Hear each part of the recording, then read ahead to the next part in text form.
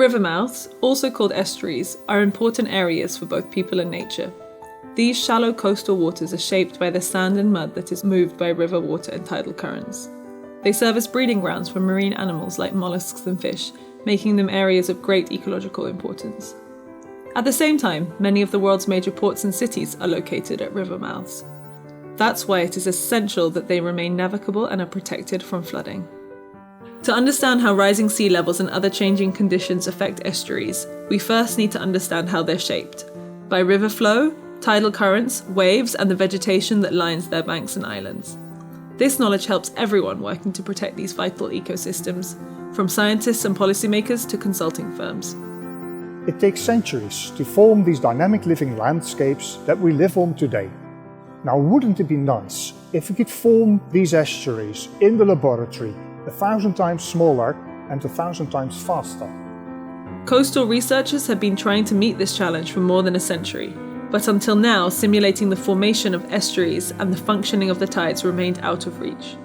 Maarten Kleinhans, Professor of Biogeomorphology of Rivers and Estuaries at Utrecht University, succeeded where others had not. Together with a team of technicians and students, he has developed a globally unique machine, the Metronome, designed specifically to model estuaries at scale. They built a 20-meter long, 3-meter wide flume that tilts back and forth every 30 seconds at a gentle slope. With this remarkable instrument, Kleinhans' team can now simulate the dynamic processes that shape river mouths. And for the first time, river and coastal researchers from around the world can use it to explore and better understand these complex landscapes. The tilting mimics the tides, and it drives the ebb and the flood currents. And on the seaward end we have storm waves, and on the landward end we have a river that adds the river flow to the estuary. And together this creates an estuary that is 1,000 times smaller and faster than in reality. Our earliest discovery was that the sandbars and the channels form like they do in tidal systems, with these typical ebb-dominated and flood-dominated parts that evade each other. And also the estuaries form these typical shapes that we see in natural estuaries with widening and narrowing zones.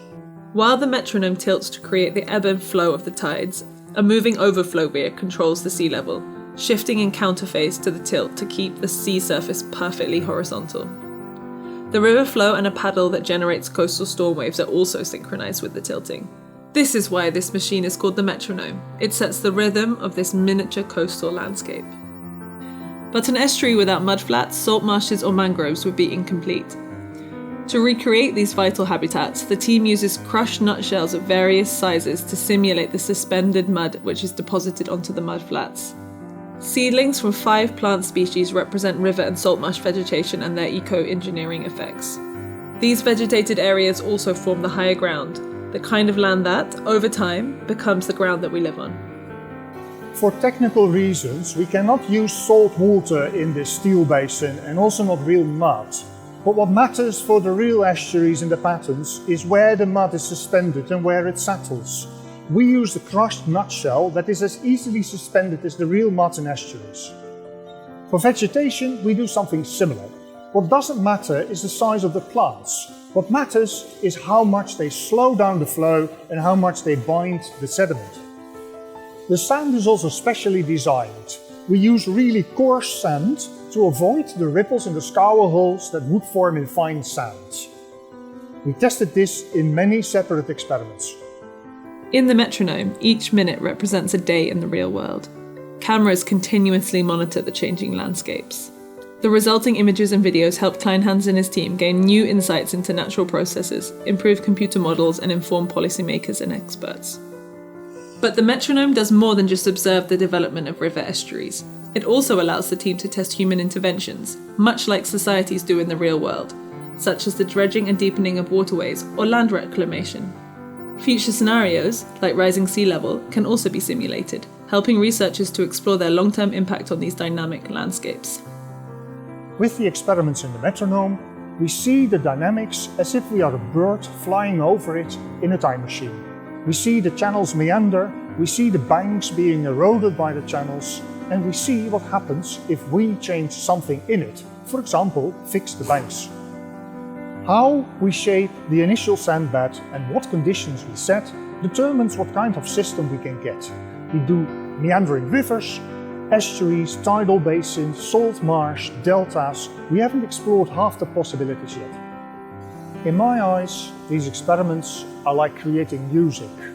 The rhythm is set by the metronome, we are the conductors, but the music is the perpetually changing pattern that we see develop in the metronome. The experiments are recorded with cameras mounted above the tilting flume. The cameras capture images every tidal cycle, or more frequently if needed. A special tent fabric ensures even lighting across the entire setup. However, these cameras each have their own quirks, making it challenging to combine the millions of images into one reliable and consistent data set. To solve this, we developed data processing methods, combining drone research techniques with computer graphics math. And we now have time lapses and elevation models within the same framework. This allows the scientists to study changes in estuarine morphology across timescales ranging from incredibly short to very long, something that was never possible before. For instance, we apply machine learning to determine changing water depths from time lapses, where the deeper depths are represented by darker colors because of the blue dye that we add to the water. We also occasionally let the water out to conduct a laser scan on the whole system, where we project a laser line on the dry bed, which is registered by a 3D camera from which we can calculate an elevation model. Moreover, we can measure flow velocities by seeding a lot of plastic particles and track them through film. Thanks to these novel techniques, the metronome now produces accurate, large, and unique datasets that are ideal for quantitative analyses. This kind of science is nearly impossible in real estuaries, and it complements computer simulation modeling in powerful new ways. The team also shares these datasets online, making them available to scientists around the world. What we see here is so similar to how natural estuaries behave, and artists, scientists, hikers, nature lovers alike, they all see these similarities so much more easily than in simulation modeling. This makes these experiments so inspiring. They immerse us in sensations. They allow us to discover new patterns, new dynamics in estuaries, and new beauty.